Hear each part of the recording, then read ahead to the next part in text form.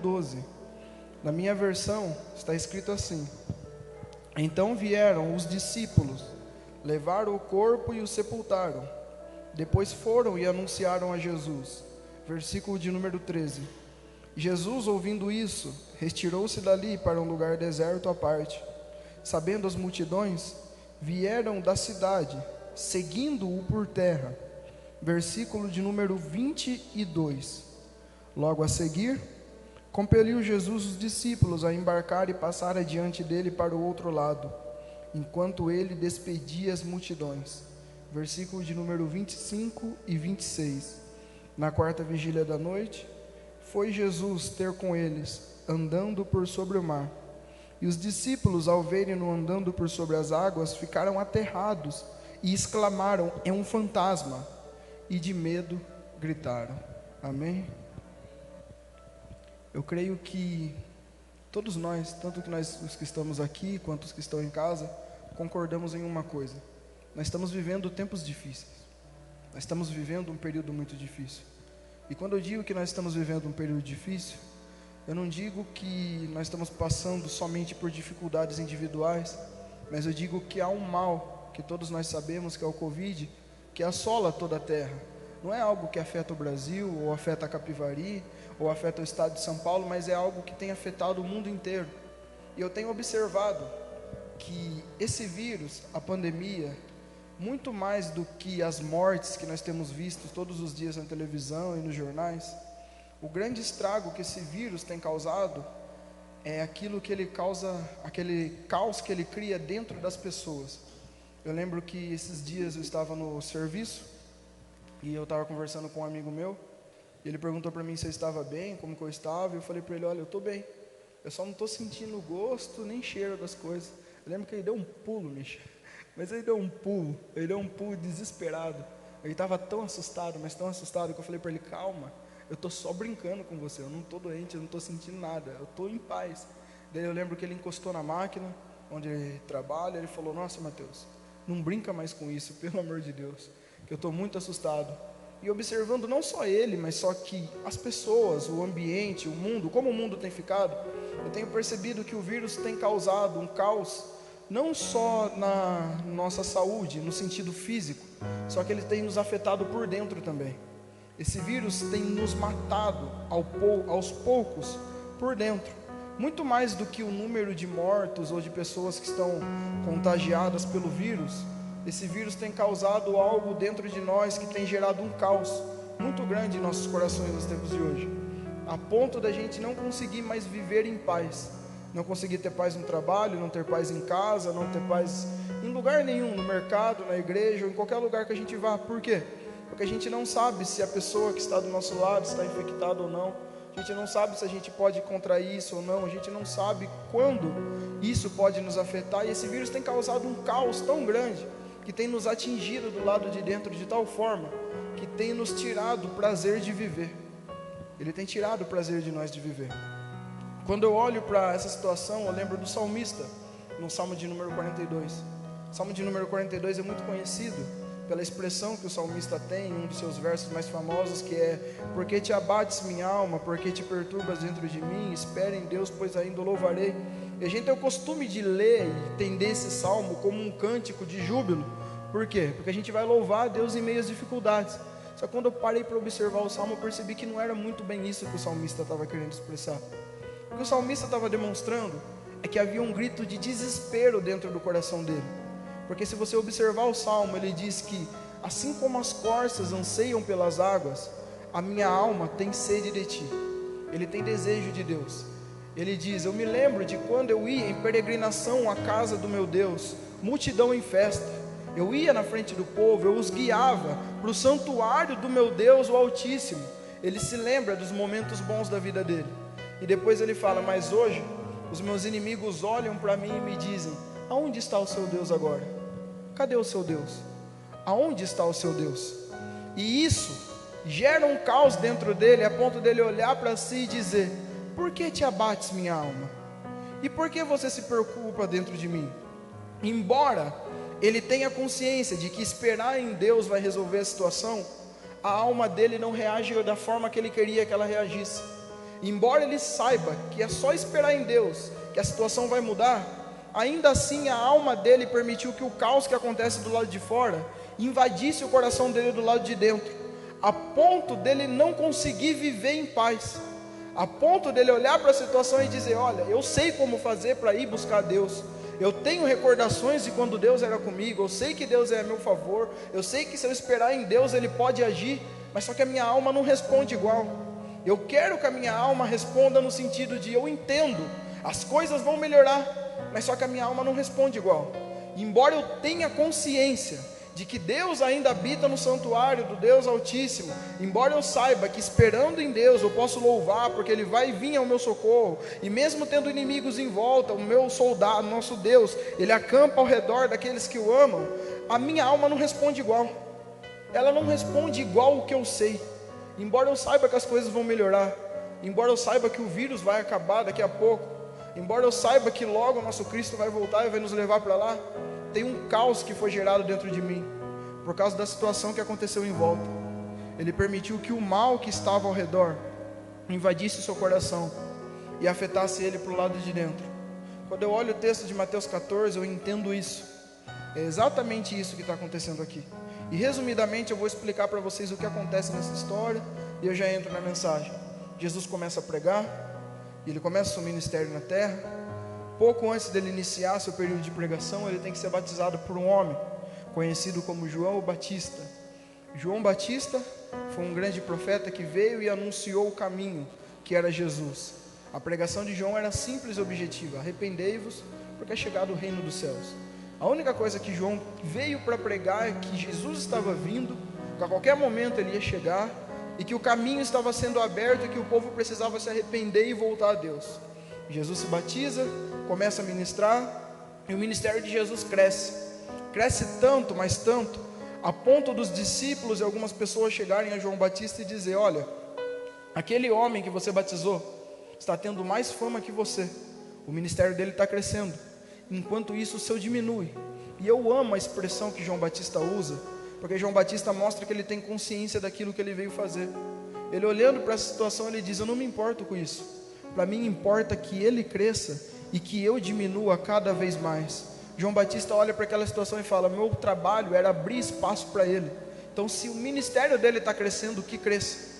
E Jesus começa a ministrar, e o ministério de Jesus começa a crescer e se espalhar, e a fama de Jesus começa a percorrer pela terra.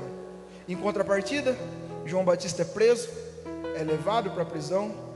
Enquanto Jesus está em um dos seus sermões, está tendo uma festa no palácio de Herodes, e uma menina, uma jovem, faz uma dança para ele, e ele fala para ela na frente de todos ali: eu dou para você o que você pedir, eu dou para você o que você pedir, o reino, as terras, por causa da dança que você fez.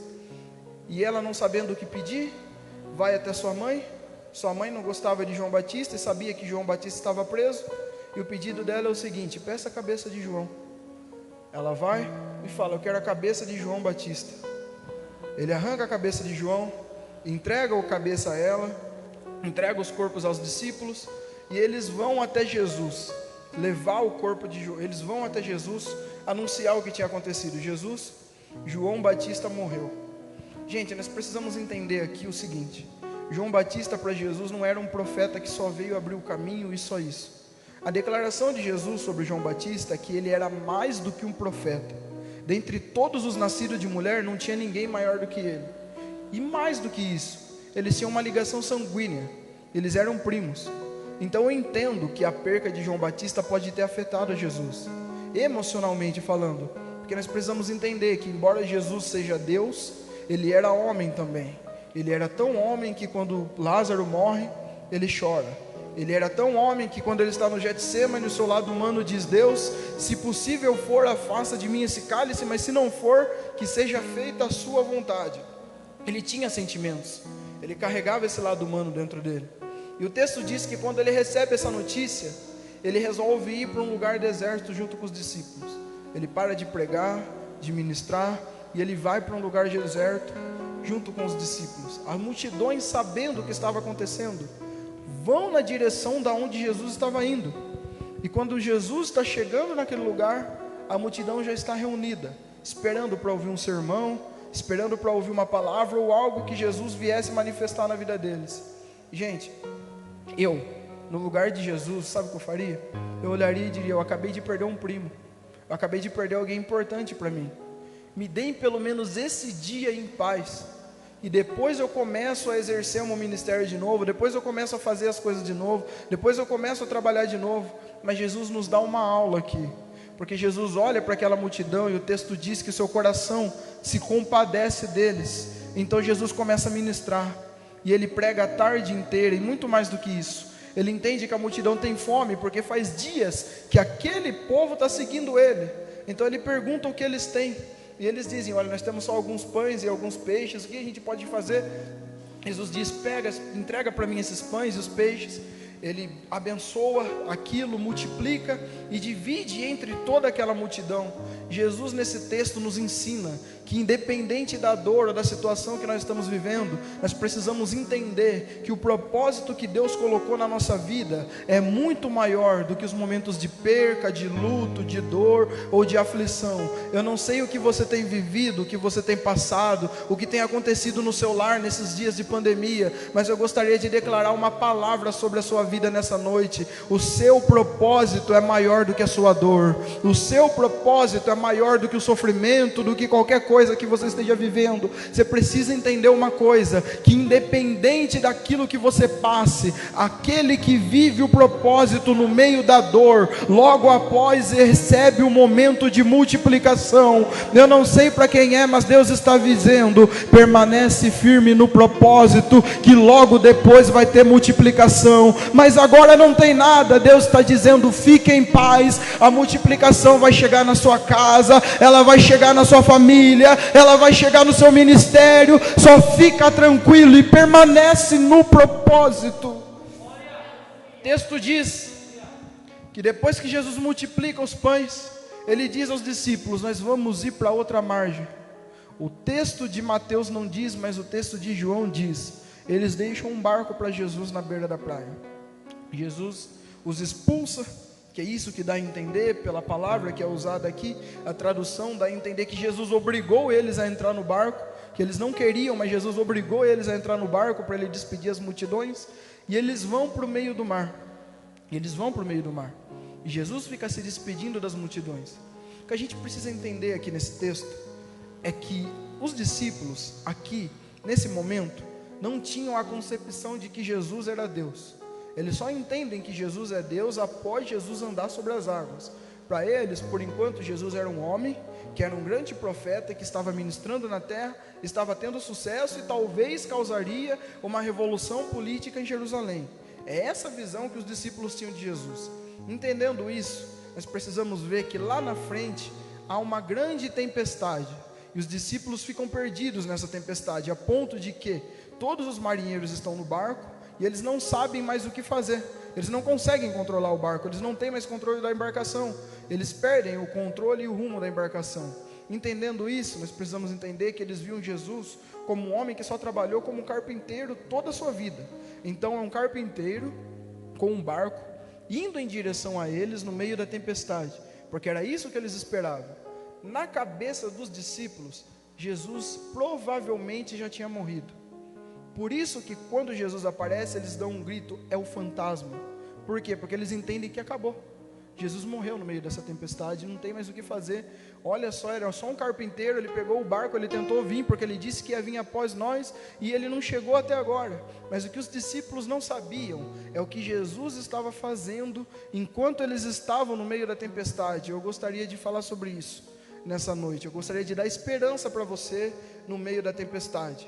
O texto diz que enquanto os discípulos estavam no meio do mar, com a embarcação sendo açoitados, Jesus estava no alto do monte orando. Louvado seja Deus por isso. Sabe por quê?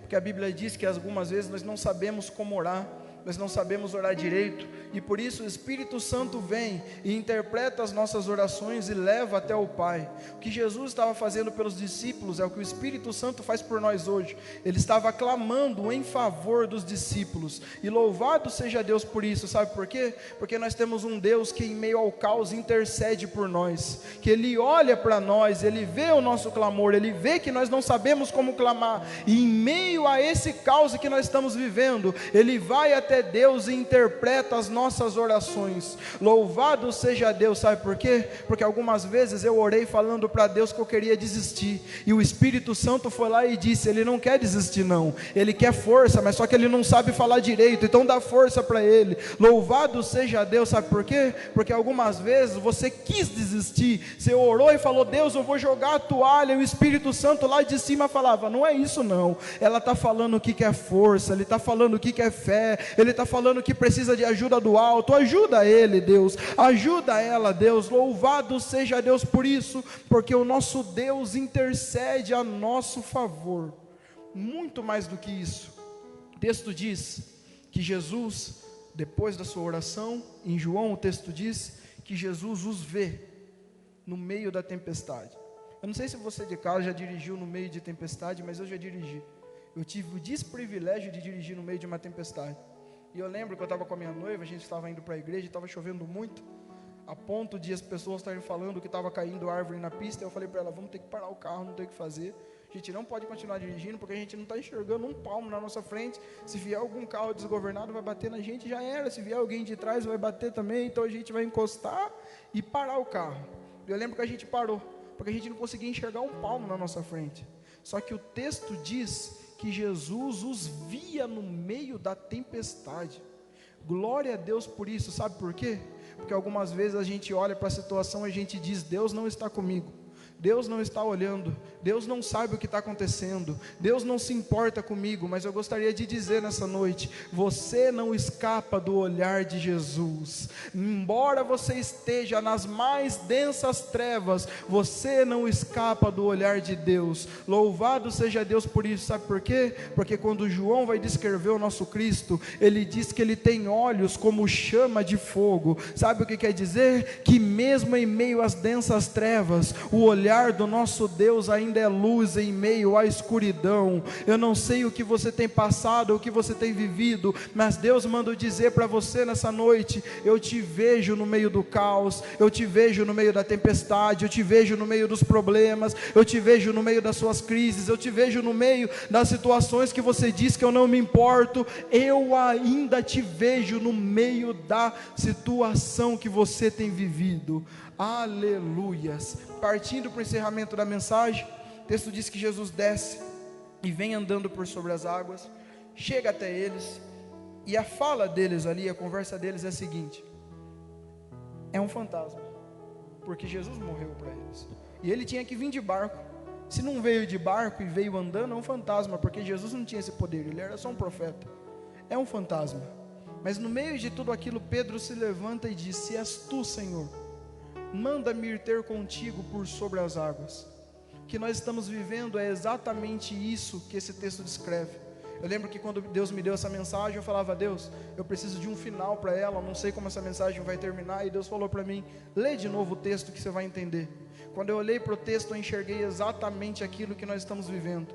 Nós estamos vivendo uma tempestade agora, e alguns dentro do barco e pessoas em volta do barco estão gritando para nós: é uma loucura ficar continuando, esse Jesus não volta mais, não tem o que fazer, porque se ele fosse Deus realmente, ele já tinha agido e tinha parado essa tempestade. Se ele tivesse o poder que vocês dizem que ele tem, a situação não tinha chegado no lugar que chegou. Se ele tivesse o poder que ele diz que tem, nenhum crente tinha morrido no meio dessa tempestade que nós estamos vivendo. E embora tenham alguns que estão dizendo isso, há outros que estão como Pedro, olhando para a situação e dizendo: eu sei que é o Senhor, e se realmente é o Senhor, me leva com o Senhor a ir para onde o Senhor está, porque eu sei que mesmo que seja no meio da tempestade, aonde o Senhor está é um lugar mais seguro. Gente, nós estamos vivendo exatamente o que esse texto diz. O mundo olha para nós e diz: é loucura ir para a igreja, igreja, esse Jesus não volta mais. Se ele fosse voltar, a situação não estava assim, não estava morrendo esse tanto de gente. É hora de desacreditar. Para que abrir os templos de novo? Para que abrir as igrejas de novo? Isso é uma loucura. Cristo não vai vir. Mas esse texto representa aquilo que nós estamos vivendo. Sabe por quê? Porque do alto da montanha o nosso Cristo nos vê, e a qualquer momento ele vai se levantar e ele vai vir andando por sobre a tempestade que nós estamos vivendo. Nessa noite eu gostaria de derramar uma palavra de esperança no seu coração. Não se prenda ao que o mundo tem dito. Eu sei que eles olham e falam: é uma loucura, você é bobo de ir para aquele lugar, de ficar se reunindo, cultuando um Deus que não vem mais. Faz mais de 2000 anos que essa história está aí, ele não voltou. Mas eu gostaria de dizer para você que o nosso Cristo nos vê, e ele está descendo da montanha, e a qualquer momento ele vai vir andando por sobre as águas. Eu não sei para quem é, mas Deus está dizendo nessa noite: eu sei a tempestade que está em volta de você, e quando eu voltar, eu vou pisar exatamente em cima dela. E se é depressão, ele pisa em cima da depressão. Se é coronavírus, ele pisa em cima do coronavírus. Se é tristeza, ele pisa em cima da tristeza. Ele vem andando em cima daquilo que nos dá medo, daquilo que nos traz caos, daquilo que nos tira a esperança. Eu gostaria de dizer para você nessa noite: ele vai vir e ele vai andar sobre tudo isso, e logo após ele vai nos levar para o outro lado em segurança, e nós habitaremos com ele na Nova Jerusalém. Deus está dizendo que volte a queimar novamente a esperança no seu coração. Eu estou voltando, chego,